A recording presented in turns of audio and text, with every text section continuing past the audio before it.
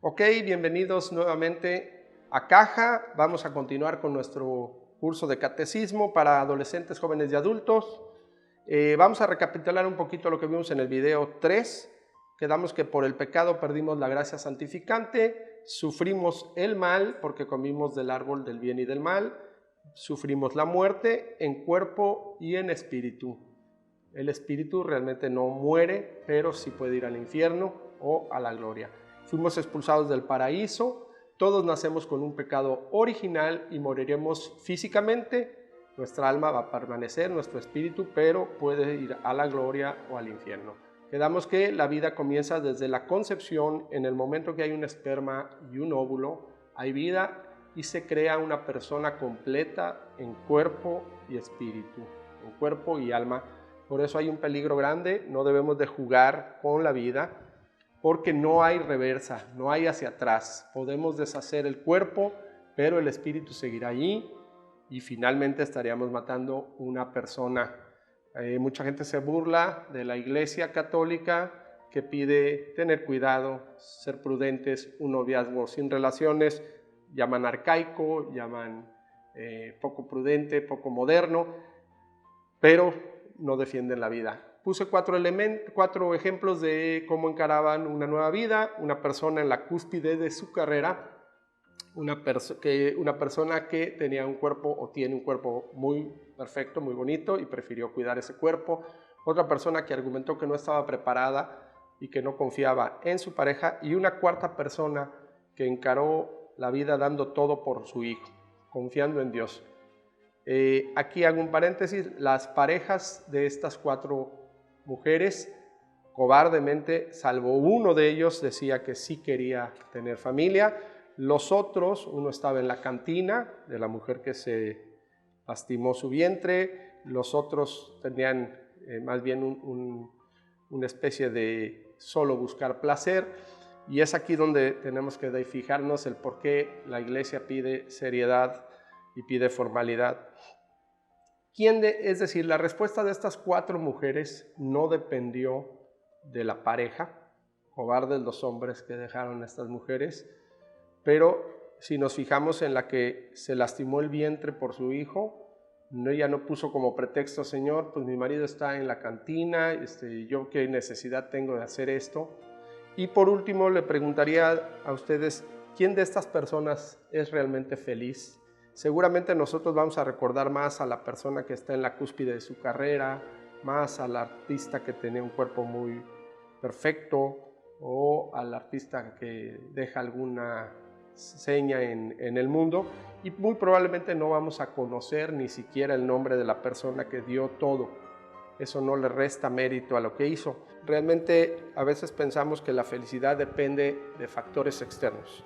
Y la felicidad, lo voy a decir, no es tema de los videos, pero lo voy a decir, alguna vez lo hemos platicado, ojalá yo hubiera la oportunidad de platicarlo o de exponerlo, pero es como la cola del gato que se persigue a sí mismo y está jugando con ella. La felicidad es intrínseca a la persona, es la manera de encarar, pero de manera muy rápida. Puede ser feliz quien cumple la voluntad de Dios. Nadie que no cumpla la voluntad de Dios puede llegar a ser feliz, y eso queda claro. Si la salud fuera felicidad, el deportista más sano sería el más feliz de la tierra. No es cierto. Si fuera belleza, el hombre o la mujer más guapos serían sumamente felices. No es cierto. Normalmente tienen muchos problemas. El más rico tiene muchos problemas, y así podríamos seguir. Les voy a platicar una escena rápida. Alguna vez estaba yo en la playa y vi cómo jugaba una señora sentada en la arena. El esposo, supongo que es el esposo porque jugaba con un niño de unos 5 o 6 años.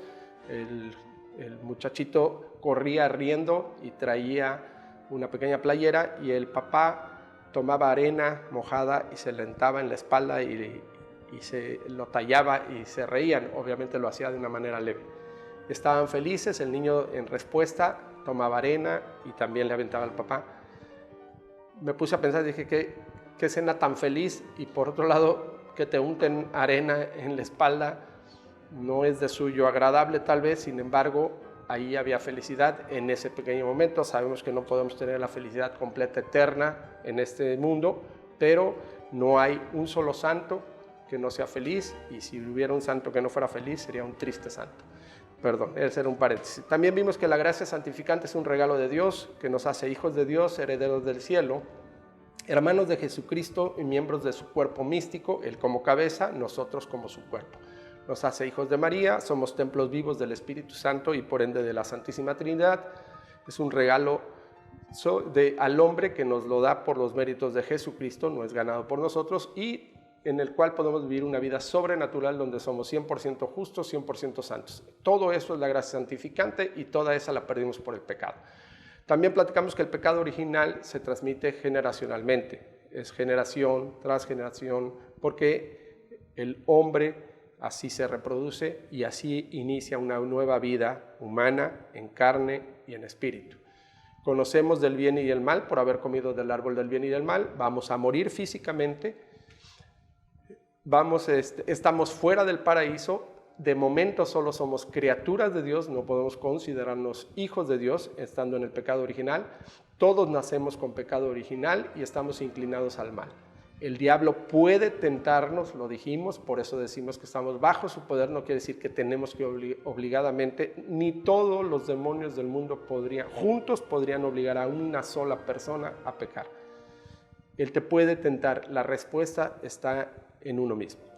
La única excepción de nacer con pecado original fue María, y por eso se le conoce como la Inmaculada Concepción. Aquí abro un pequeño paréntesis, esto no se dijo en el curso pasado, simplemente voy a dar 7 datos sobre la Santísima Concepción. Se le llama Inmaculada Concepción a la manera especial en la que fue concebida la Virgen María, porque proviene de un padre y una madre humanos, y sin embargo nació inmaculada. Segundo dato, la Inmaculada Concepción fue dotada con los dones a la medida de la misión tan grande a la que iba a pedirse la misión tan grande que se le iba a asignar. Está llena de gracia, por lo tanto es 100% llena de la gracia de Dios, por lo tanto tiene la gracia santificante en sí misma, y eso lo dio el dogma proclamado por el Papa Pío IX en el año 1854, y se llega a la conclusión de que se le da por los méritos de Jesucristo, no por los méritos de María en sí misma. Tercer dato, María no pecó en su vida.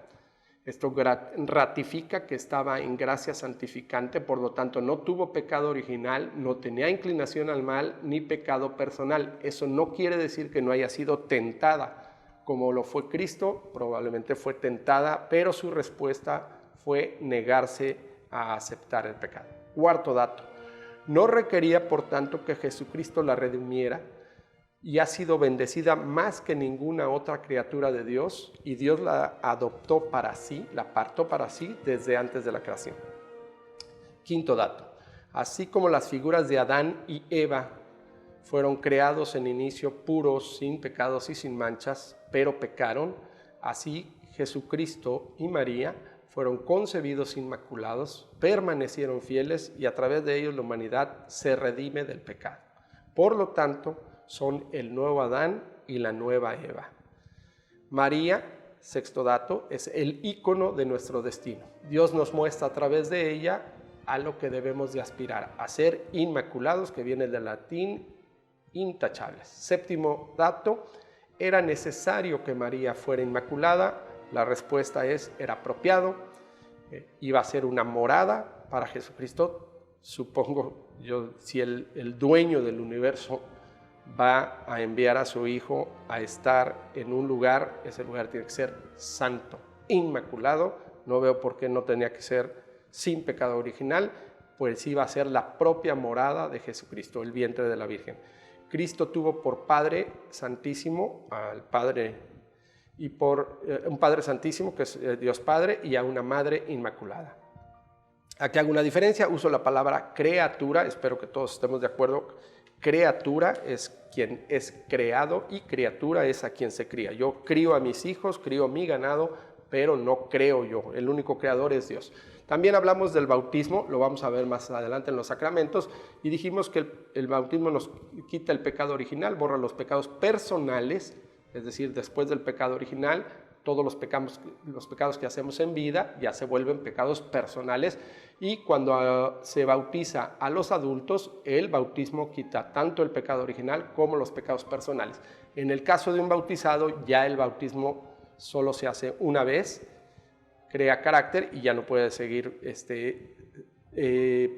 librando sus pecados, salvo la confesión. Recibimos la gracia de Dios, que es la gracia santificante a través del bautismo, pasamos de la muerte a la vida. No quiere decir que ya somos salvos, pero se nos abre el cielo, de tal suerte que, siguiendo el ejemplo de Cristo, podemos llegar al cielo.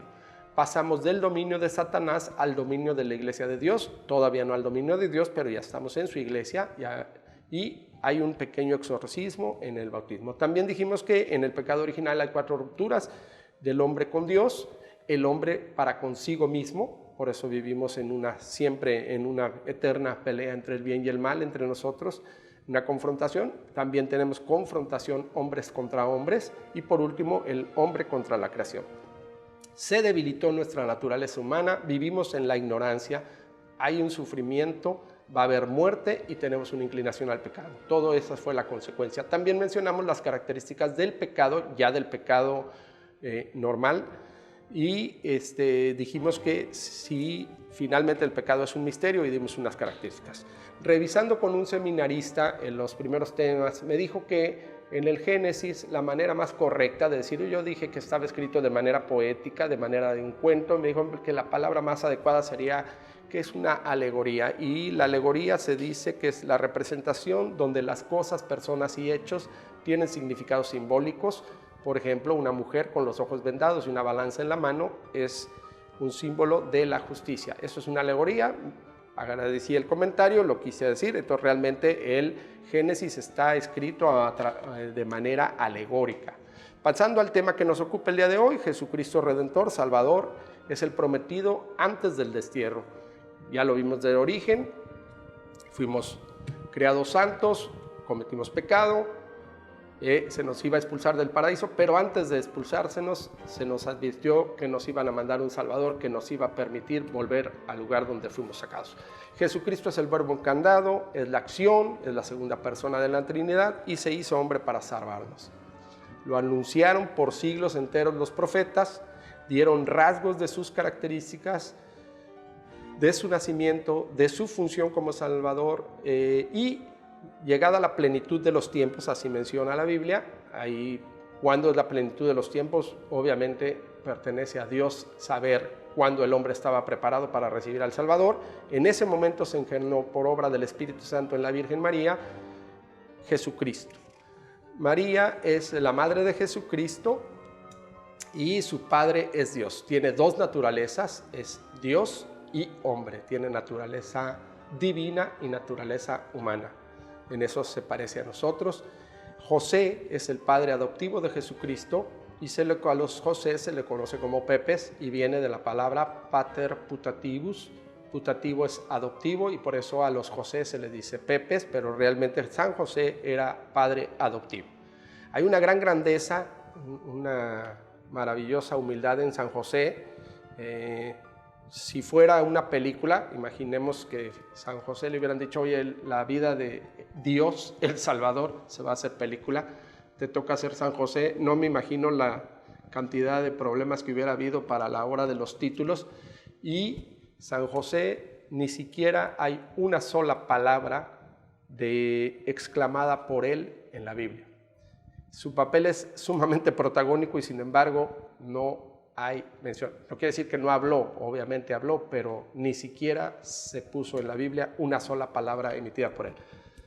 En fin, vamos a hacer una breve historia.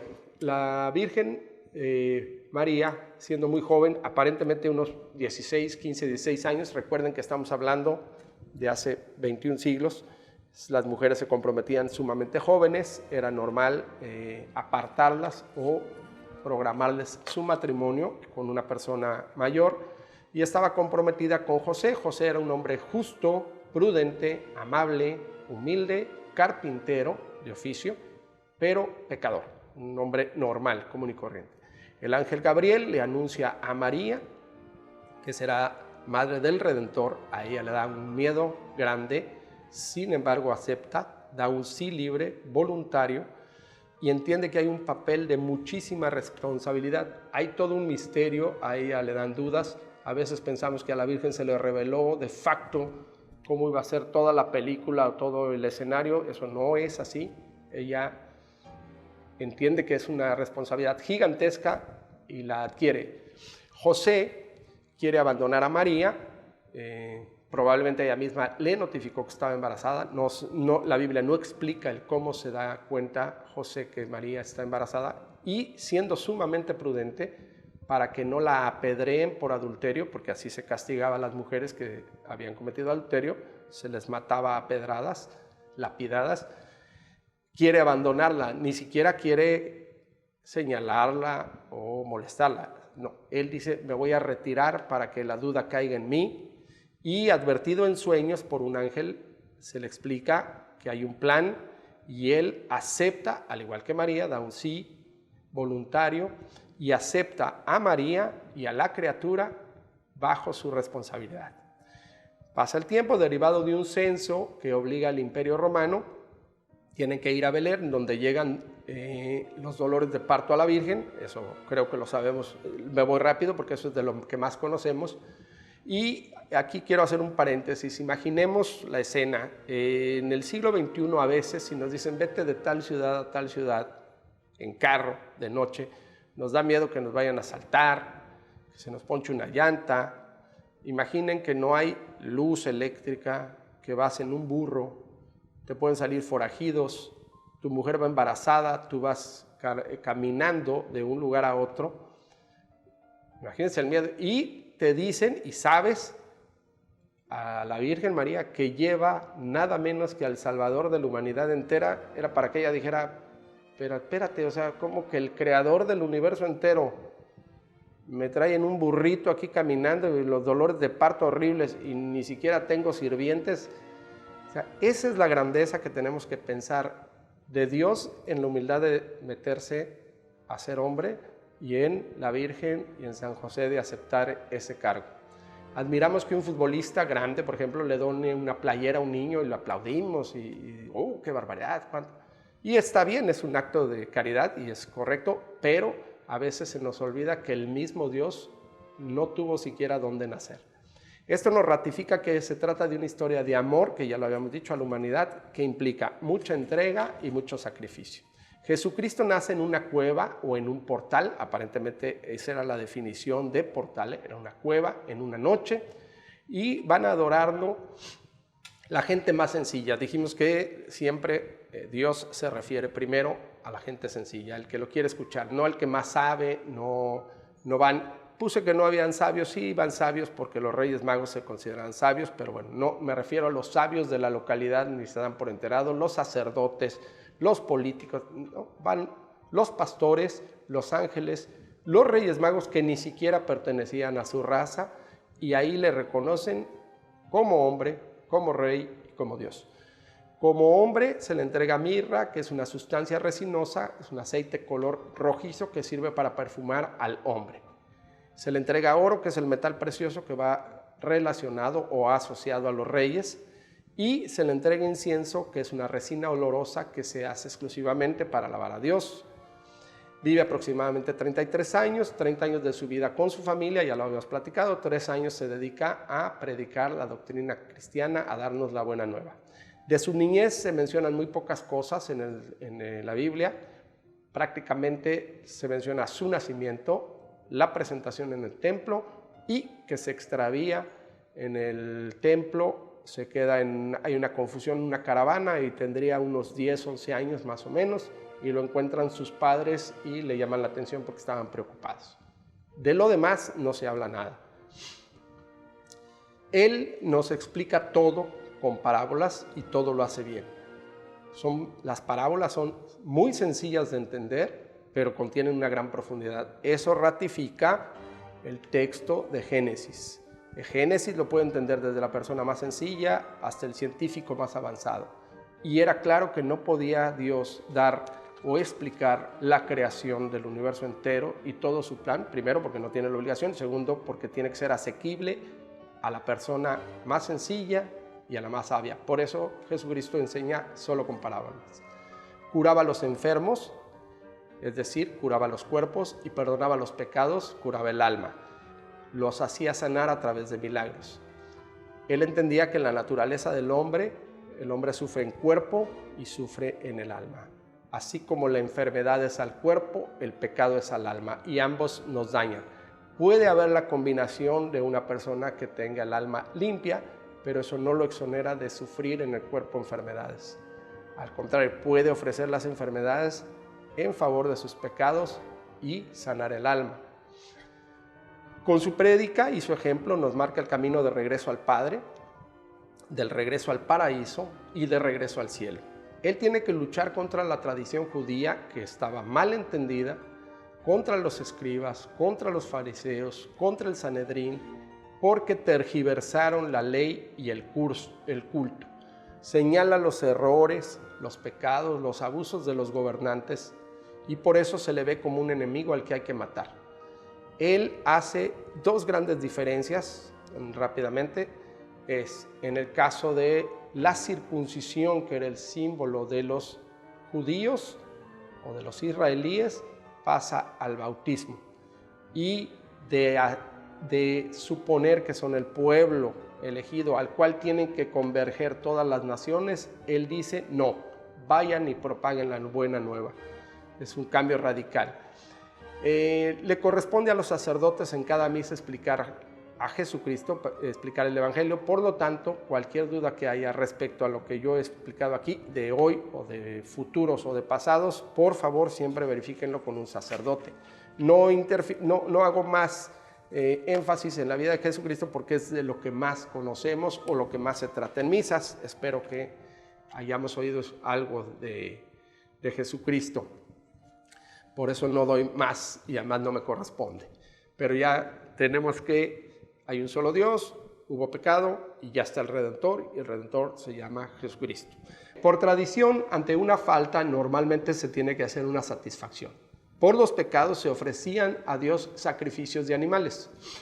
Aquí tenemos que entender primero que no hay nada que nosotros le ofrezcamos a Dios que no haya sido previamente de Él y que Él nos lo haya regalado a nosotros. Si yo le ofrezco granos de trigo, si yo le ofrezco un animal, si yo le ofrezco cualquier cosa, previamente Él me lo regaló a mí. Excepto nuestra respuesta libre y voluntaria a acatar su ley. Eso sí se lo podemos entregar y ese sí pertenece a nosotros, cumplir sus mandamientos. Dios nos aclara, a partir de que llega su Hijo Jesucristo, que ya no necesita más sacrificios, excepto que aceptemos a su Hijo como Salvador, como el Cordero que expía nuestros pecados y que se sacrificó por nosotros. Ya no es necesario estar sacrificando bueyes, vacas, etc. Cristo preparó a sus apóstoles, los educó, los instruyó, aceptó ser crucificado por nosotros, padece torturas, falsedades, mentiras, muerte en cruz, que es una dolorosa muerte y además indigna porque significaban que eran los endemoniados, eran los que se les tenía que, los que pertenecían al demonio eran los que tenían que morir crucificados, según nos lo dieron en un curso.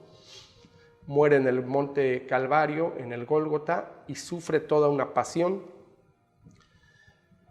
Es un sacrificio eterno que se repite en cada misa y que prácticamente paga el rescate por todos los pecadores. Es decir, a semejanza de los sacrificios que se hacían para satisfacer o para pedir disculpas por las faltas cometidas, Dios dice, ya no me hagan más sacrificios. Aquí está el mejor sacrificio que me pueden dar, que se llama Jesucristo, es mi Hijo. Él muere por ustedes, lo crucifican y resucita. Y este sacrificio es eterno. El único que puede lograr una cosa que sea eterna y se repita y nunca se acabe, así se repita millones de veces, es Dios. También sabemos que pagó nuestro rescate, bueno, sufrió este sacrificio se repite, bajó a los infiernos, liberó a los justos, a los que murieron antes de la salvación, los que obviamente merecen ser rescatados, resucitó al tercer día, lo que marcan la propia resurrección de nuestro cuerpo, deja instrucciones, deja evidencias de su resurrección, se eleva a los cielos, ahí hay una ascensión. La diferencia entre ascensión es que Él la hace por sus propios medios, es decir, no necesita que nadie lo suba al cielo, Él sube al cielo, su morada es Dios, puede hacer lo que quiera, mientras que la Virgen, cuando sube al cielo, se dice que es asunta, es una asunción. Bueno, nos dejó al Espíritu Santo para que nos acompañe, y Él mismo está presente todos los días, como lo prometió en la Eucaristía, que es el alimento para el cuerpo y para el alma, que santifica a nosotros a través de la hostia consagrada.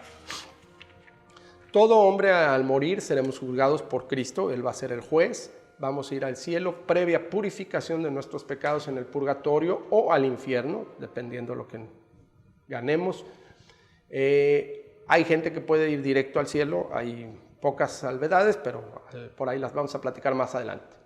Los que mueren en pecado mortal sin querer hacer siquiera el acto de contrición irán al infierno. Es muy sencillo, no necesitas hacer más que un humilde acto de contrición y puedes ser salvo. Yo en mis pequeños dibujos feos que por ahí les mostré, ahorita nos va a hacer Cristian favor de tener en pantalla, o ya lo ha de haber puesto, donde dibujé a una cruz como una alegoría, una cruz que brinca el abismo gigante que hay a través del pecado y que nos permite regresar al cielo, regresar al paraíso. Aclaro que la iglesia no es el templo, la iglesia somos todos los cristianos, todos los que estamos con Cristo, los que aceptamos sus mandatos, las personas, los buenos, los malos, y Cristo va a ser nuestra cabeza. Y hay tres iglesias: la iglesia triunfante, que es la que ya está gozando de la presencia de Dios; la iglesia purgante, que son los hermanos que están en el purgatorio; y la iglesia itinerante, que somos nosotros que estamos en este mundo. En la Biblia hay toda una cátedra, una enseñanza. Aquí voy a usar una palabra, yo así en la prepa así nos lo dijeron, una dialéctica hegeliana donde se repite las cosas y se van confrontando ideas. Hay una pedagogía gigante que nos va instruyendo y pasa de ideas básicas, de costumbres y de leyes muy simples, y se van perfeccionando y llegan a una perfección total a través de Jesucristo. Por ejemplo, en las misas siempre se lee una primera lectura que normalmente es tomada del Antiguo Testamento, un salmo que ratifica la idea de la primera lectura, una segunda lectura que normalmente es tomada de los Hechos de los Apóstoles o de las cartas, y por último un evangelio. Y es una idea que va increciendo, o sea, siempre va prosperando y llega a la plenitud cuando nos la explica Jesucristo. Aquí también podemos notar el milagro que hay en la Biblia. Es decir, querer haber puesto de acuerdo a escritores que escribieron con siglos de diferencia, de hechos que finalmente concatenaron perfectamente unos con otros y que ni siquiera sabían que existían otros escritos, es lo que es la maravilla de la Biblia. Voy a tomar como ejemplo, para tratar de explicar esto, el Éxodo, que es el segundo libro del Pentateuco. Leí por ahí que Pentateuco se llama así a los primeros 5 libros de la Biblia, pero porque se escribieron en 5 papiros y había 5 rollos, por eso se le llamaba Pentateuco. El ejemplo, perdónenme usted, el Éxodo es el ejemplo más claro uno de los ejemplos que nos pone Dios de su plan de salvación. Es decir, tomo a este pueblo que es terriblemente pecador, lo guío, lo saco de la esclavitud y lo llevo a la plenitud. A ver, voy a tratar de platicar.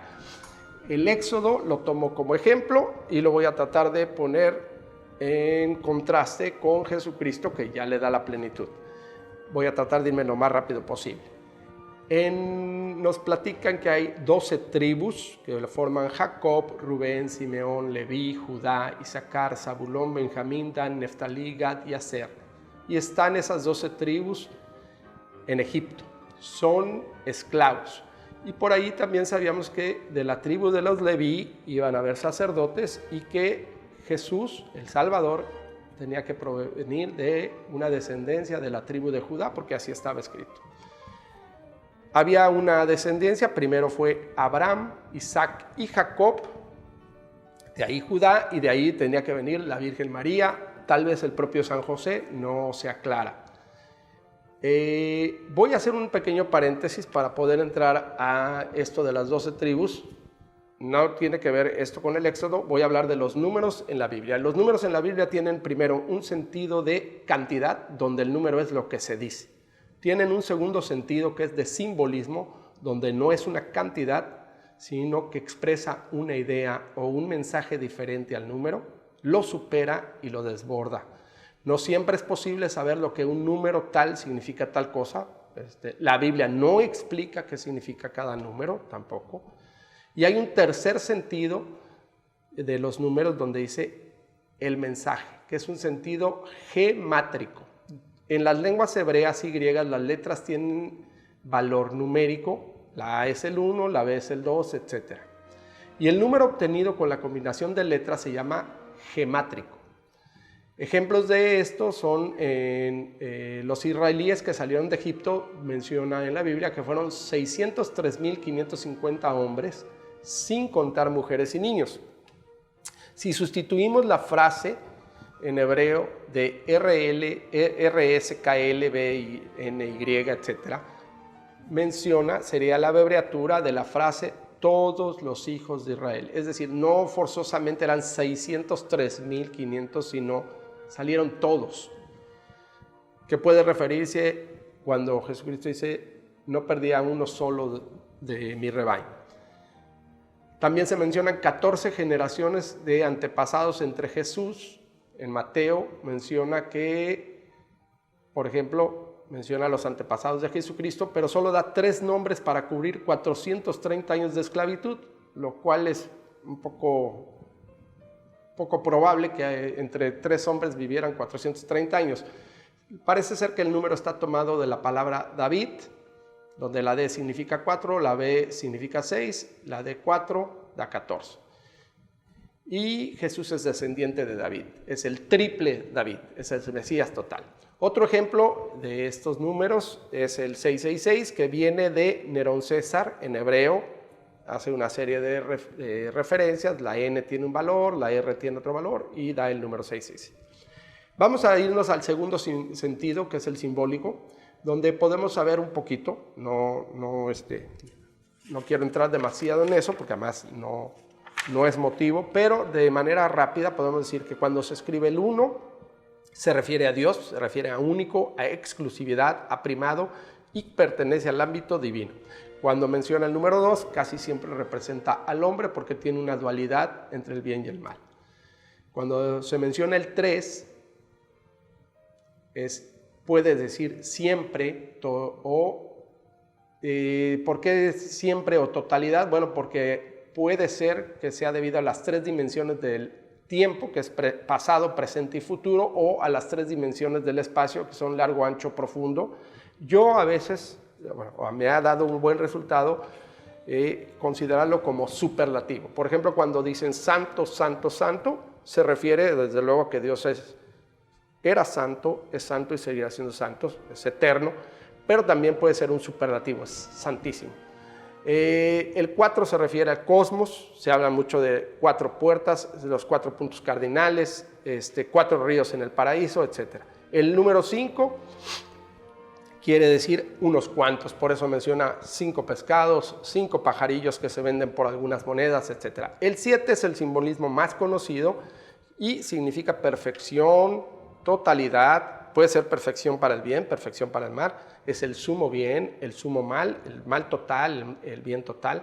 Y en el Apocalipsis se usa el número 7 durante muchas veces, menciona las 7 iglesias de Asia, los 7 espíritus del trono, las 7 trompetas, 7 candeleros, 7 cuernos, 7 cabezas, etc. Por tradición cristiana, la Iglesia fija en 7, por ejemplo, los sacramentos, los dones del Espíritu Santo, las 7 virtudes, los 7 pecados capitales. Yo siempre nos dijeron que la oración perfecta es el Padre Nuestro, porque nos lo enseñó el mismo Jesucristo, y precisamente contiene 7 peticiones. Es: venga tu reino, hágase tu voluntad, danos nuestro pan, perdona nuestras ofensas, no nos dejes caer en tentación, líbranos del mal. El 10 es un valor para recordar, ya me están corrigiendo,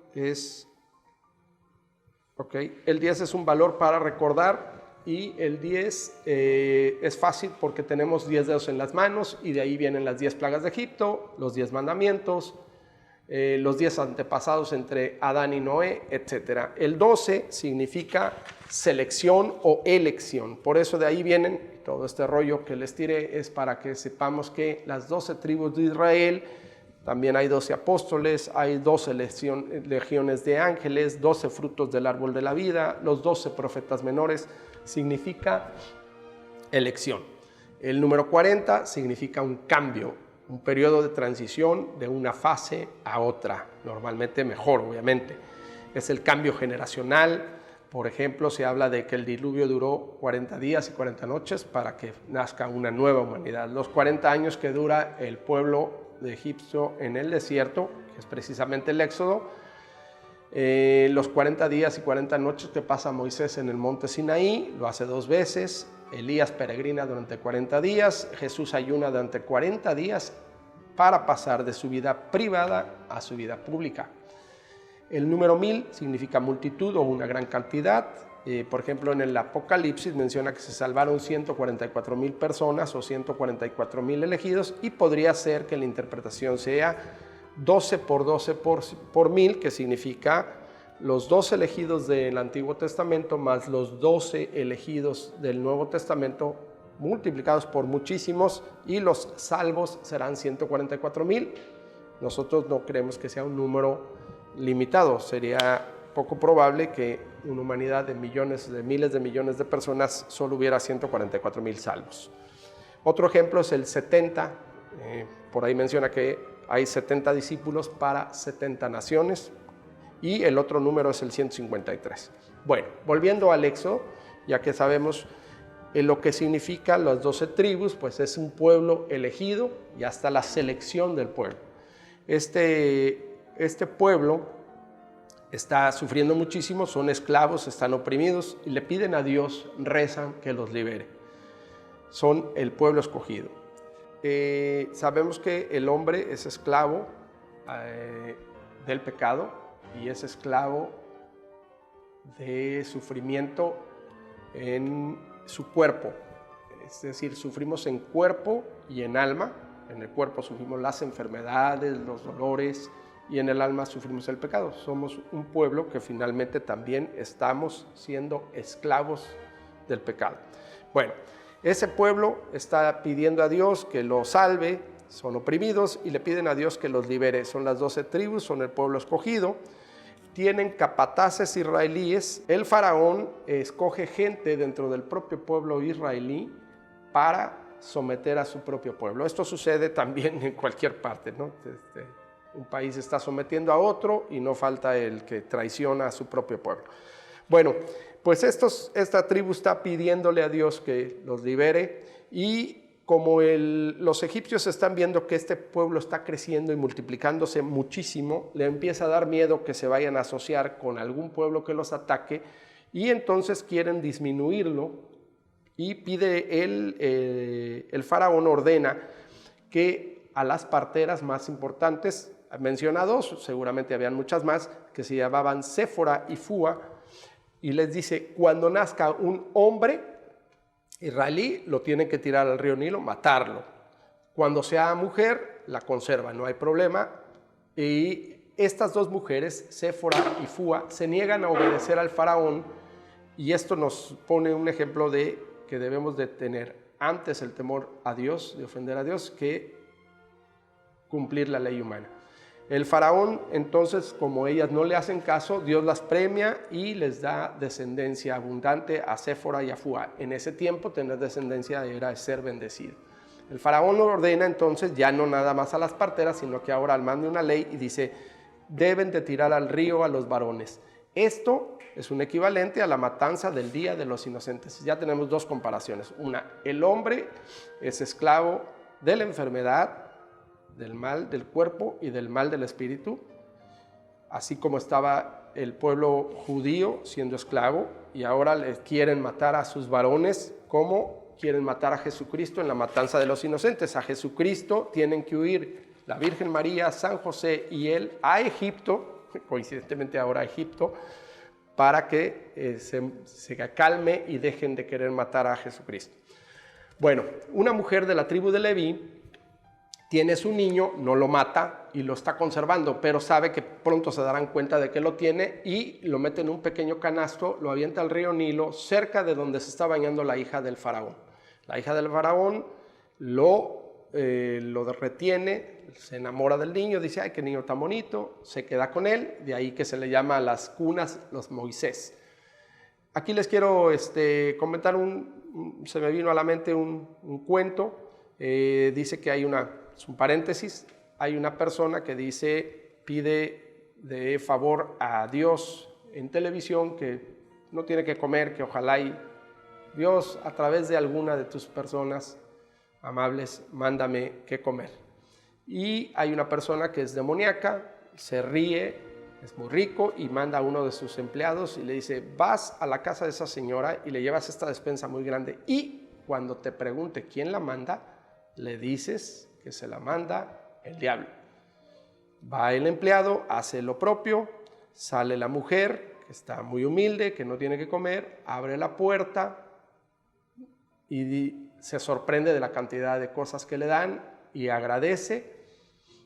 Y al ver el empleado que no le pregunta quién lo mandó, le dice, ¿y no quiere usted saber quién le mandó todos estos víveres, toda esta despensa? Y ella dice, no es necesario, porque cuando Dios manda, hasta el diablo obedece.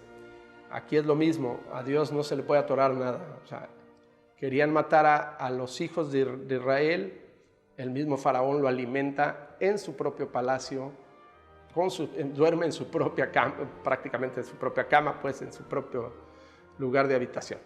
Bueno, Moisés va creciendo y nota cómo los capataces, que son del propio pueblo judío, están lastimando a su propio pueblo, se molesta tanto que avienta a uno y lo mata.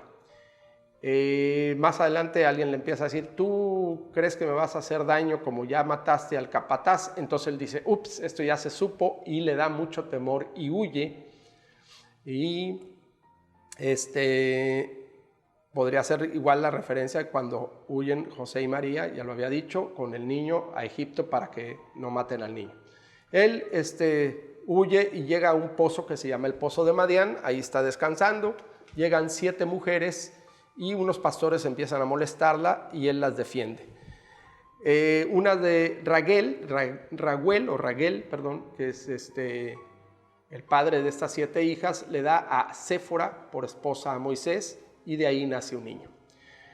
Moisés se queda con su suegro y como el hombre solamente tenía mujeres, ahí se usa nuevamente la palabra 7, el número 7 hijas, todas las posibles, ¿verdad? Pero no tenía hombres y en ese tiempo no tener hombres era muy malo porque no era la misma. Acuérdense que las mujeres tenían muy poco voz, prácticamente no opinaban, eran como una raza menor, igual los niños no tenían voz ni voto. Y al ver este señor que se queda, Moisés se pone contento porque dice, ayúdame a cuidar mi ganado, quédate con una de mis hijas y vamos a trabajar. Moisés se queda ahí por un tiempo, pero al mismo tiempo Dios oye la opresión y recuerda la alianza que había fijado con Abraham, con Isaac y con Jacob, de mandarles una descendencia y un pueblo gigante, con el cual iba a ser su alianza eterna. Moisés está pastoreando, un día camina además, se va al monte Horeb, y ve una zarza, que es un pequeño árbol que está ardiendo, pero no se consume. Dice, qué raro, entonces se quiere acercar ahí Subir al monte o caminar hacia arriba de un cerro es acercarse a Dios. Es una figura que también es muy repetida en la Biblia. Dios habla con él y le dice: Moisés, libera tú al pueblo, a cambio me van a adorar. Cristo va a liberar, así como a Moisés se le encarga liberar al pueblo judío, sacarlo de ser esclavos de los egipcios, a Cristo se le va a encargar salvar a toda la humanidad, a cambio van a adorar a Dios. Aquí quiero hacer un paréntesis. Cuando yo era más chico, siempre decía: ¿por qué la felicidad está en adorar a Dios? O sea, ¿quiere que estemos hincados rezando con Él? ¿O cómo podría yo ser feliz siempre estando así? Y ahora que soy más grande, he tenido ciertas vivencias, y cuando uno se realiza es cuando uno está feliz. Y voy a poner un ejemplo. Cuando imaginemos una persona que le gusta la música, que vive de la música, que quiere crear música, que tiene la facilidad además, tiene todos los elementos, pero lo obligan a estar en una oficina o lo obligan a estar haciendo números. Cuando él llega y le dicen: ahora sí, aquí está, puedes entrar al conservatorio, tienes instrumentos, tienes todo lo que deseabas, en ese momento él se realiza, porque para eso fue creado. Así es nosotros, en nuestro caso. Bueno, no sabemos cómo será, hay un misterio, no vamos a hacer más grande la gloria de Dios, eso está claro, pero vamos a estar con Él adorándonos y vamos a vivir feliz. Bueno, Moisés se rehúsa, hay un miedo, él no habla bien, aparentemente él es como tartamudo, tiene algún problema del habla, y Dios se molesta y le dice: oye, ¿cuándo acá si yo soy el hacedor del universo, ¿qué se puede, o sea, qué no podré solucionar? Y Moisés le dice: ok, voy a hacer lo que me mandas, aún con miedo. Y dice: pero cuando me digan que me mandó, ¿quién me mandó? ¿Cómo es tu nombre? ¿Cuál es tu nombre? Y aquí contesta Dios: diles, soy el que soy. Cuando yo lo oía al principio decía: pues qué nombre tan raro, ¿por qué no le dijo Dios? ¿Por qué no le dijo? Y lo que sucede es que el único ser en el universo que es por sí mismo y no ha sido creado es Él, por eso es el que es. Todos los demás seres somos en función de Él. Yo no puedo existir si no es por Él. Y así sucede con todos. Luego entonces es un sentido filosófico, tiene mucha profundidad, pero bueno, más adelante se le da el nombre de Yahvé. Jesucristo nos dice, por el contrario de soy el que soy, ve y diles soy el que soy, Jesucristo nos dice: ahora ya le podemos decir Abba, que significa Padre, porque ya hay confianza y hay parentesco. Ahí vemos la diferencia, cómo va creciendo de uno a otro. Estoy haciendo la comparación. Dios le advierte a Moisés varias veces de la dureza, de la testadurez del faraón, de los egipcios, y esto nos da ejemplo de la dureza, de la testadurez que tenemos todos para dejar el pecado. O sea, eso no es nuevo. Aquí también me viene a la mente un comentario, otro paréntesis. Me llegó una lectura que estaba simpática. Decía: doctor, estoy preocupado por mi mujer. Va un hombre a ver al doctor y dice: estoy muy preocupado por mi mujer porque está sorda, doctor, muy sorda. Y yo quisiera traérsela para que usted le atienda y la recete. Entonces el doctor le dice: oiga, sería muy bueno que me la traiga, desde luego la tengo que valorar, pero sería muy bueno saber pues, más o menos a qué distancia escucha, porque eso me puede dar una idea de por dónde va el asunto. Me parece muy bien, yo le tendré el dato, doctor. Y llega el hombre a la casa y le dice: María, ¿ya hiciste la cena? Son como 15 metros y no me contesta. Me acercaré a 10 metros. María, ¿ya hiciste la cena? No me contesta. 5 metros. María, ¿ya hiciste la cena? 5 metros y no contesta, está sorda. Se pone detrás de la mujer y le dice: María, ¿ya hiciste la cena?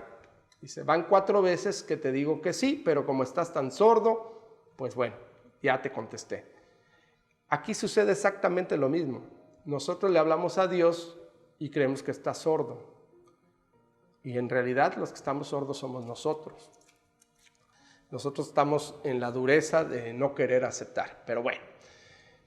Ok, Dios también le advierte que va a ganar la batalla y que no solo los van a dejar salir de Egipto, sino que les van a pedir salir de Egipto con todo. con todo su ganado, sus mujeres, sus niños, con joyas, dinero, oro y plata de los propios egipcios. Para ello le dice, vas a hacer prodigios. Toma un bastón que se va a convertir en serpiente. Lo hace en ese momento Moisés y efectivamente el bastón se convierte en serpiente, lo vuelve a tomar y se convierte en bastón. Mete tu mano dentro de tu blusa o de tu ropa, la saca y está llena de lepra, la vuelve a meter y sale limpia. Y le dijo, y si no te hace caso el faraón, conviertes las aguas del Nilo en sangre. Jesucristo también nos predicó, haciendo la comparación, a través de prodigios y de milagros, e hizo lo propio. Aarón, que es una persona de la tribu de Levita, va a hablar por Moisés, porque quedamos que Moisés tenía tenía afasia, tenía problemas para hablar bien. Dios le va a dar lo necesario. Dios le dice, yo te voy a dar lo necesario, no necesitas prepararte. Moisés es una imagen de Jesucristo, de Dios. Aarón, que es su boca, es una imagen de los profetas. El pueblo de Israel es la humanidad completa. Liberarlos de la esclavitud de los egipcios es liberar a la humanidad de la esclavitud del pecado que nos hiere, el cuerpo y el alma a través de las enfermedades, los dolores y en el caso del alma a través de la perdición. Ellos son emigrantes en una tierra que no era suya y Dios les promete que los va a regresar a la tierra que emana leche y miel, a la tierra prometida. Hablar de la tierra que emana leche y miel es hablar de un lugar paradisiaco.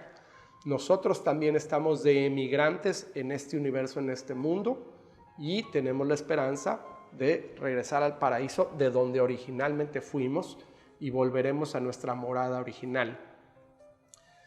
Bueno, quedamos que las enfermedades no nos condenan a ir con Dios. Eso era una creencia del pueblo judío, y que los santos, el mismo Jesucristo sufre muchísimos sufrimientos, torturas, pero el problema realmente es el espíritu, es el que puede morir, no muere, ya quedamos, pero puede ir al infierno. Bueno, Aarón y Moisés van y hablan primero con las autoridades de Israel y los convencen, y ahora van a ir con el faraón. El faraón se enoja y dicen, ¿cómo que voy a dejar salir al pueblo? Tengo aquí mano de obra barata. Entonces se enoja y obliga a los pobres israelíes a que hagan la misma cantidad de adobes a la que estaban obligados, pero además ya no les va a dar paja para que hagan. Es decir, ellos tienen que hacer la doble función, ir por la paja, mezclarla con la tierra y hacer el adobe. Hay una dureza de corazón y hay una ambición del faraón de seguir teniendo mano de obra barata. Bueno, Moisés y Aarón... Moisés va con Dios y le dice, ya ves, te dije, no me van a hacer caso.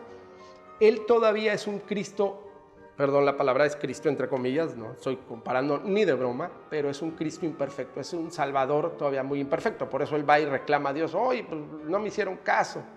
Dios le dice, vas a ver mis prodigios. Moisés y Aarón regresan ante el faraón y ahora Moisés ordena a Aarón, fíjense que Moisés no hace las cosas, las hace a través de Aarón, tira el bastón delante del faraón y se convierte en serpiente.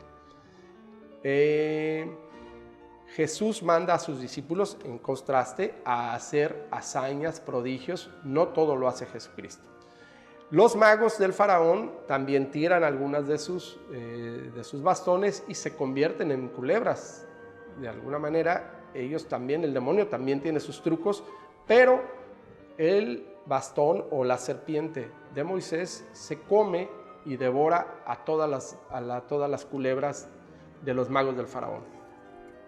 Como el faraón endurece y no quiere dejar salir al pueblo de Israel, me voy a ir más rápido, le manda 10 plagas, 10 plagas a los egipcios. La primera plaga es que el agua del Nilo se convierte en sangre, lo que los obliga a excavar fosos, pozos para poder tomar agua. Los magos del faraón también logran convertir el agua en sangre. Después viene una invasión de ranas y los magos también logran sacar ranas, pero el faraón ya empieza a pedirle a Moisés que rece para que se vayan las ranas. Moisés reza esperando que el faraón ahora sí deje salir al pueblo. Viene una tercera plaga de mosquitos. Dios le dice que tomen hollín de una chimenea, la avienten y se convierten en mosquitos. Y aquí empieza a cambiar. Los magos ya no pueden sacar mosquitos del polvo y le dicen y le advierten al faraón: aguas, aquí está la mano de Dios. A lo mejor no un Dios, ellos pensarían que fuera un Dios muy, muy fuerte, no tenían a lo mejor el concepto de un solo Dios, pero bueno, ya ellos empiezan a decirle: aguas, esto nos supera. La cuarta plaga son los tábanos. No sé si ustedes han sido picados por un tábano, duele muchísimo, es como un zancudo, pero en superlativo.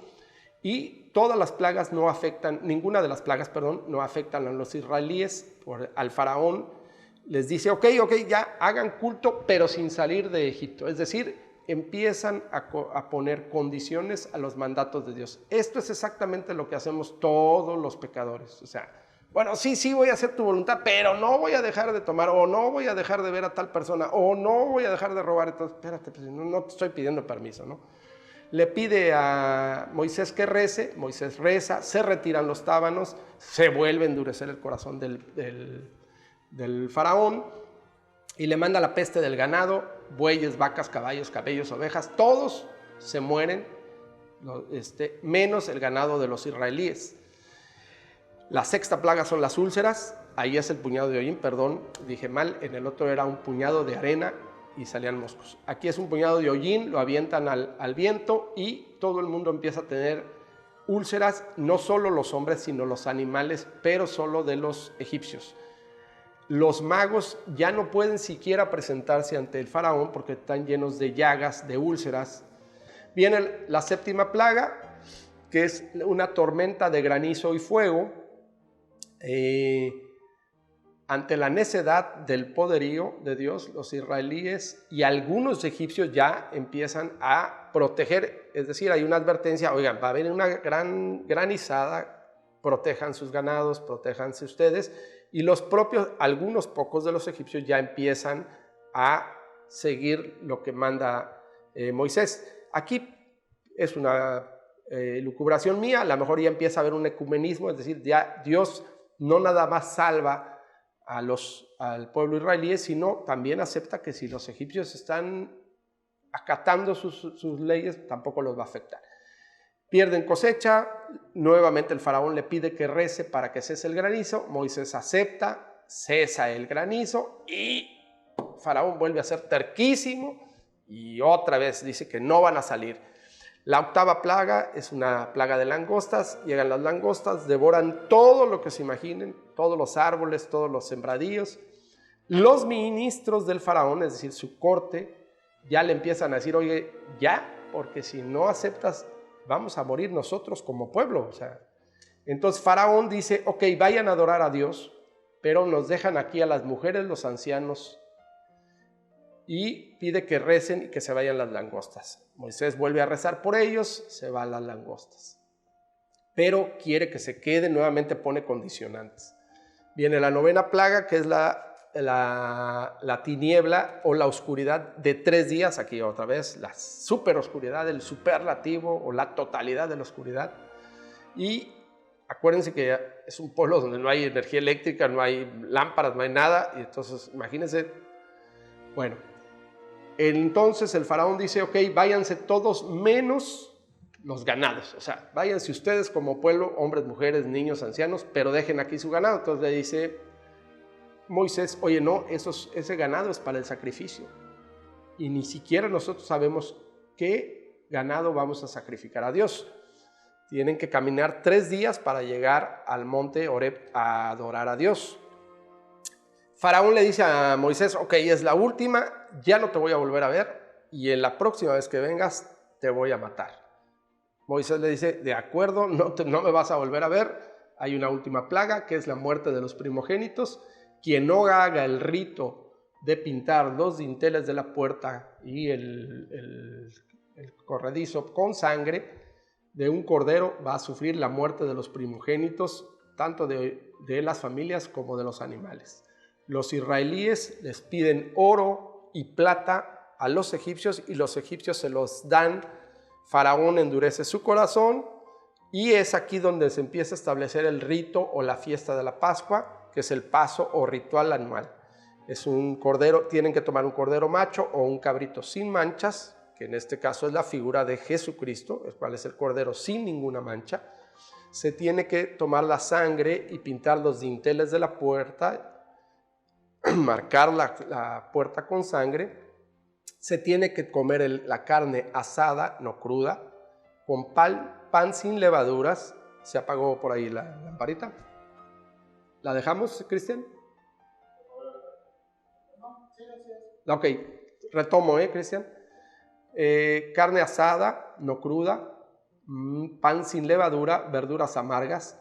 Se tiene que comer totalmente el animal, la cabeza, las patas, las entrañas, y no se le deben de quebrar los huesos. Aquí me acuerdo que en el Evangelio mencionan que a Jesucristo no se le rompió ninguno de sus huesos, aún en un martirio tan grande. Cuando van a verificar si él está vivo, a los ladrones que estaban a sus costados, como todavía estaban vivos, le rompen con un marro las piernas para que se desangren y se mueran pronto, porque ya estaba cayendo la tarde. Pero cuando llegan a Jesucristo ya no es necesario romperle las piernas, y por eso le cruzan con una lanza el corazón para verificar que estuviera muerto. No, obviamente aquí hay una analogía de por qué no quebrarle los huesos al corderito. También dice que no pueden guardar nada, que si algo quedó se debe de quemar, y esto nos habla de la dignidad que tienen las hostias consagradas. O sea, no se puede jugar con ellas, no se deben de guardar. Se pueden guardar desde luego, sí, pero no se deben de consumir en cualquier cosa. También dice que tienen que tener el traje puesto, las sandalias en los pies, el bastón en las manos y comer deprisa. Todo eso indica que no se trata de una fiesta vamos a decir, de placer, una comida de placer donde estás con toda la calma, sentado, no. Y viene aparentemente esto del rito de los pastores cuando iban a llevar su ganado a cosechar en nuevos pastos. Recuerden que estábamos hablando de lugares que son desérticos, entonces encontrar pastos es una maravilla. Para eso los pastores se reunían y mataban un pequeño cordero y compartían con ellos, pero ya listos para partir. Ese era su sacrificio de madrugada para ir a buscar nuevos pastos. Probablemente de ahí viene el rito. También el rito de los agricultores, porque yo siempre preguntaba por qué son los panes ácimos. Bueno, el rito de los agricultores de aquella época era cuando venía la fiesta de la nueva cosecha, para pedirle a Dios que nos diera una cosecha nueva, abundante. Tiraban todo lo que ya estaba fermentado y solamente comían el pan sin la levadura, porque ya todo lo demás era viejo. Esto es todo este sacrificio, todo este rito se lleva en la nueva Pascua, en el triduo pascual, en la Semana Santa. Bueno, ok, sale el pueblo de Egipto con todas sus cosas, su ganado, se van al desierto y no se van por el camino más corto, tienen que rodear la tierra porque están los filisteos y si no nos van a atacar, entonces van rodeando, y Dios no los deja solos, les manda una columna de nube para que les dé un poco de sombra en el día, y esa misma columna en las noches se vuelve fuego o luz o antorcha para iluminarles el camino.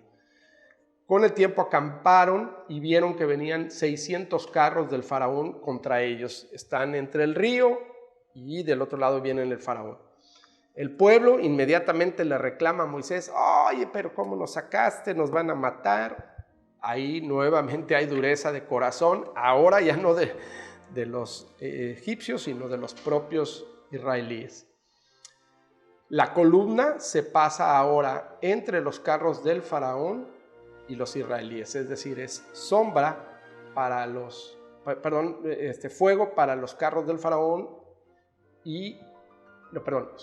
sombra para los carros del faraón, no los deja avanzar porque están en la oscuridad, mientras que a los israelíes les va alumbrando el camino. Llegado el momento, Moisés abre el mar rojo con su bastón, pasa el pueblo y finalmente el faraón se quiere pasar también a través del mar rojo.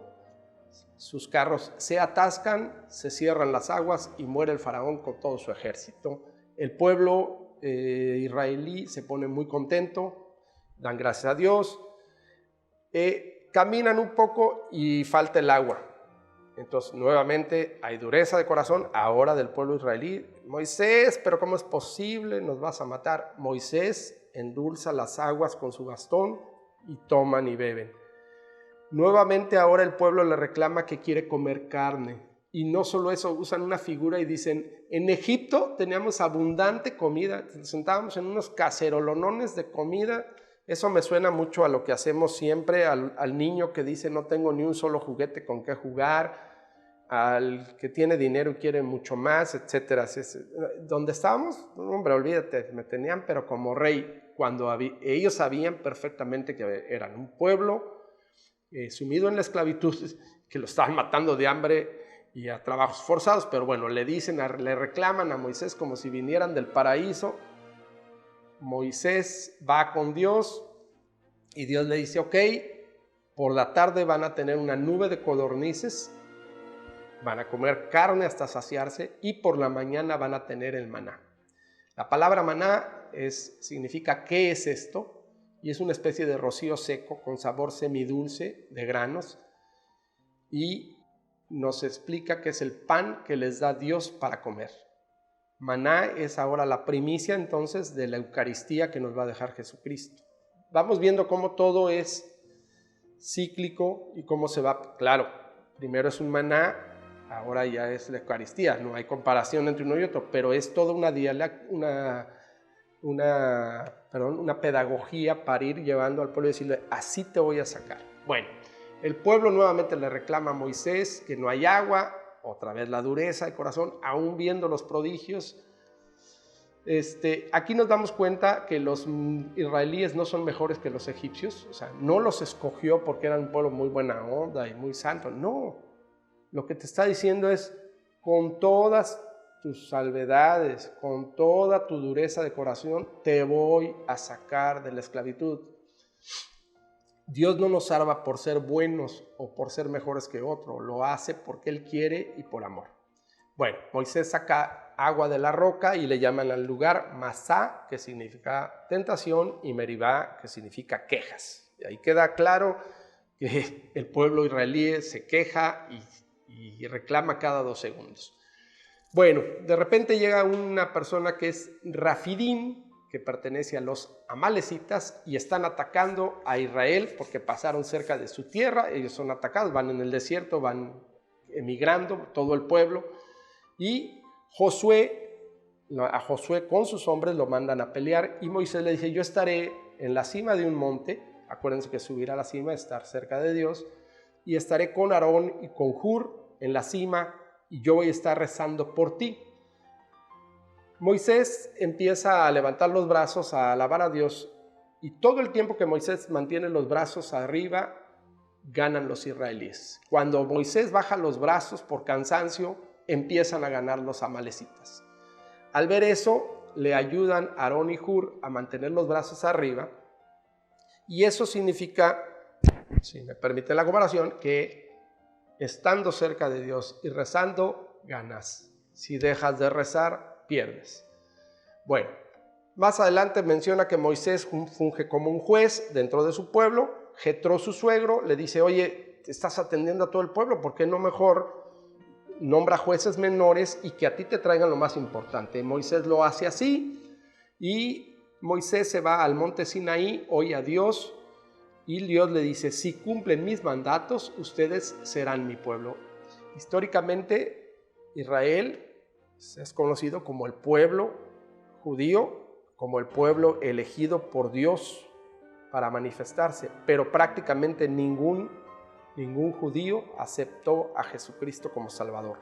Todavía no lo aceptan. Esto nos habla de la dureza que tenemos los hombres. Dios le habla con voz de trueno a Moisés y esta imagen luego será en uno de los profetas, por ahí lo van a leer algún día, que dice, no era el trueno, ni era la lluvia, ni era el rayo, era una suave brisa. Cambia ese tono de ser el trueno a ser la suave brisa. Y esto nos va mencionando, como yo decía, era una idea increciendo, es primero gateas, después caminas, después corres, después brincas y luego hasta bailas, es decir, tienes un movimiento coordinado perfecto. Este es como nos va llevando la Biblia y como nos va llevando el plan de Dios. Regrésame un segundo, por favor. No, está bien, perdón. Dios le da a Moisés los 10 mandamientos y unas leyes generales que aún son imperfectas. Por ejemplo, menciono, a los hechiceros habría que matarlos, a los que tenían relaciones sexuales con las bestias había que matarlos, quienes sacrificaran a otros dioses había que matarlos, y se habla de la ley del talión, que es sumamente controversial, donde menciona el ojo por ojo, el diente por diente. Ahí hago una excepción, una aclaración, no era aplicable a todos. La ley del talión, hasta donde entiendo, se aplica al hombre que golpee a una mujer embarazada, no a cualquiera. Sin embargo, no deja de ser una ley controversial. Tenía cosas ya muy buenas, por ejemplo, no debes de ayudar al malvado, no seguir a la mayoría por todo lo que dicen, eso me recuerda mucho a lo que está sucediendo ahora. Ahora, si la mayoría dice que algo es bueno, tenemos que decir que sí, porque si no nos golpean o nos tachan ¿cómo se dice? De no ser, de ser retrógradas, de no estar, en fin. También menciona, por ejemplo, en justicia no debes de favorecer ni al pobre, quiere decir que, no, eso no quiere decir que al pobre se le va a tratar mal, no, simplemente no porque sea pobre vas a torcer la justicia. Entonces, eso también lo veo, actualmente es común, sufre un pobre trailero un accidente, se vuelca su camión, puede estar él herido ahí y las personas haciendo rapiña ni siquiera lo atienden, es que son pobres, no, espérame, eso no tiene nada que ver. Tú no puedes hacer eso, pero bueno.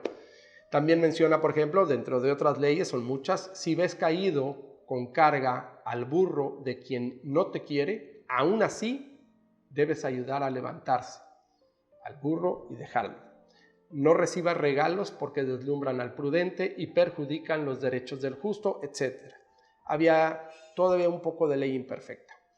Se le deben de dar las primicias a Dios en cosecha y en ganado. Esto puede llevarnos al periodo actual a que estamos obligados al sostenimiento de nuestra iglesia. También Moisés sube nuevamente por 40 días y 40 noches al monte Sinaí. Ya quedamos, se acerca con Dios, ya quedamos que la palabra 40 es cambio. Y ahí Dios le da instrucciones sobre la contribución que todos deben hacer para que se haga el arca de la alianza y le da instrucciones muy precisas de cómo fabricar el arca de la alianza, sobre cómo deben de ser las vestiduras de los sacerdotes, sobre cómo debe de ser la morada o la tienda o el templo, y que tiene que haber una parte que es donde va a estar el arca, que es el lugar del perdón, que es un lugar santísimo, luego un velo donde va a estar el altar, donde van a hacer los sacrificios, que es un lugar santo, y afuera un atrio. Y como es un pueblo nómada que va caminando en el desierto, tiene que ser pues prácticamente desarmable, y Dios le da una serie de indicaciones. Aquí nada más el arca de la alianza es imagen de la Santísima Virgen, que va a traer dentro de sí al propio Jesucristo, es imagen del sagrario. El velo o cortina que cubría el lugar santísimo contra el lugar santo está entre la presencia humana y el lugar donde está Dios. Y recordemos que cuando se muere Jesucristo, por ahí menciona, y se rasgó el velo del templo, quiere decir que a partir de que Jesucristo muere, ya el hombre puede pasar al lugar donde está Dios. Bueno, también le dice que escoja sacerdotes de la tribu de los levitas. De hecho, Aarón y sus hijos, Nabat, Abiú, Eleazar e Itamar, son los primeros sacerdotes. Le menciona que tiene que hacer dentro de la vestidura que llevan los los sacerdotes una tiara de oro grabada donde va a grabar los pecados cometidos por los hijos de Israel, y la va a tener que traer el sacerdote pegada para atraer la benevolencia de Yahvé. Puedo pensar que podría ser la simbología de la corona de espinas de Jesucristo, donde le ofrece a Dios: aquí están los pecados de todos los hijos. También menciona el rito para consagrar a los sacerdotes, como ungirlos de aceite. Cuando vemos que de repente ungen de aceite a los sacerdotes o al altar, bueno, procede de todos esos ritos. Y Dios le dice: ojo, mi gloria santificará este lugar. Mi gloria, no el lugar en sí ya es santo, no porque tú seas muy bueno, no, es la gloria de Dios la que santifica. Por eso la iglesia es santa, y nosotros podemos decir que pertenecemos a una iglesia santa, no porque no haya sacerdotes malos o no porque no haya católicos muy malos, somos malísimos. El que nos hace santo es Jesucristo. Bueno, Dios le da las tablas del testimonio a Moisés, que son 2 tablas, y como Moisés tardaba en bajar, el pueblo hace un becerro, hacen una cooperacha y hacen un becerro de oro y empiezan una fiesta, una pachanga, y empiezan a adorar. El pueblo, que apenas hacía pocos días había sido sacado de la esclavitud, ya está adorando a un becerro, cuando les habían dado una cantidad de muestras de fuerza y de prodigios. Dios se enoja, Moisés le suplica que no los mate. Jesucristo es la imagen nuevamente de Moisés. Jesucristo suplica que no se descargue la ira de Dios. Moisés avienta las tablas contra el becerro y lo destruye. Me podría hacer una simbología que la ley de Dios destruye todos los ídolos, y me refiero a ídolos, todo lo que idolatramos. Ahí me daría imagen de que la ley de Dios puede destruir los ídolos, y me refiero con ídolos a lo que idolatramos, a la carne, al dinero, al poder, al placer, en fin. Moisés le reclama a Aarón: ¿por qué hicieron el becerro? ¿Por qué permitiste que hicieran esta fiesta? Aarón le pide clemencia a Moisés y le dice: tú mismo sabes que este pueblo está inclinado al mal. Nuevamente pone el ejemplo de estamos en pecado original y estamos inclinados al mal. Lo está diciendo Aarón y le dice a Moisés: sabes que estamos inclinados al mal. No está bien lo que hicieron, no está bien lo que hicimos, pero bueno. Moisés sube de nuevo al monte Sinaí para pedirle perdón a Dios. Dios le dice que el que peca contra mí lo voy a borrar de mi libro. Esta me parece que es la imagen del pecado que no se perdona, y que es cuando tentamos contra Dios. Sabemos que todos los pecados del mundo, todos, así sean miles, millones, se perdonan, pero hay un pecado que no se perdona, y el pecado que no se perdona es atentar contra el Espíritu Santo. En pocas palabras, es suponer que Dios no puede o no tiene el poder o no es tan grande como para poder perdonarnos. Si nosotros consideramos que Dios no puede, pues Dios no tiene por qué perdonarnos. Simplemente nosotros somos los que estamos diciendo que no puede, que no lo va a hacer, y no aceptamos por ende el perdón. Puede ser una figura.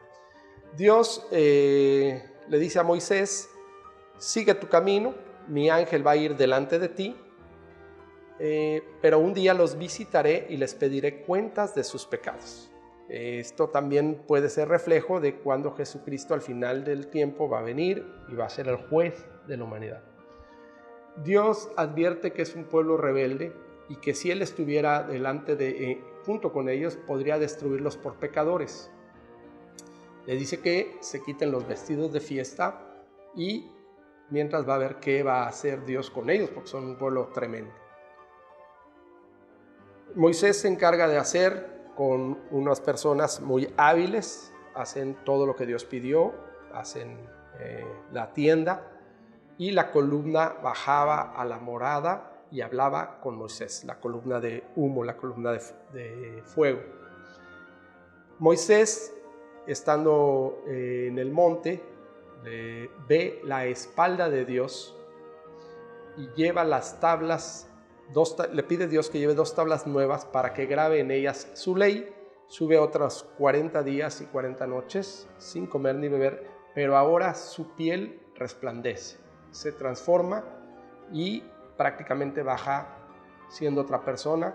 Y esto es simbología o refleja la transfiguración que sufre el propio Jesucristo en el monte Tabor. Esa transfiguración es trascendente porque muestra ya en este mundo el mundo divino. Bueno, Dios también dice, no te presentes a mí con las manos vacías, le menciona a Moisés para que él lo transmita al pueblo, y todos empezaron a donar oro, plata, joyas, telas, lino fino, púrpura, mano de obra, los orfebres, los mejores, y empezaron a hacer todo lo que Dios les pidió, el arca y el templo. Dios quiere la salvación de todos, quiere que todos hagamos algo en favor de nuestra salvación y que colaboremos con lo que mejor podamos. Esto podría ser un ejemplo de los talentos, así como hubo quien llevó una tela, quien llevó un lino, quien llevó oro o plata, quien puso su trabajo, así lo quiere Dios, siempre un trabajo de equipo. Una vez terminada la morada, la nube cubrió la tienda de las citas, así se le mencionaba a la morada, y la gloria de Dios llenó toda la morada. Moisés ya no entraba a la morada porque ya estaba Dios ahí, estaba ocupada por la gloria de Dios. Cuando la nube se elevaba, entonces los israelitas retomaban su camino y continuaban en el desierto. Hasta aquí el tema, espero que les haya gustado, les haya servido y Dios mediante nos vemos en el próximo video.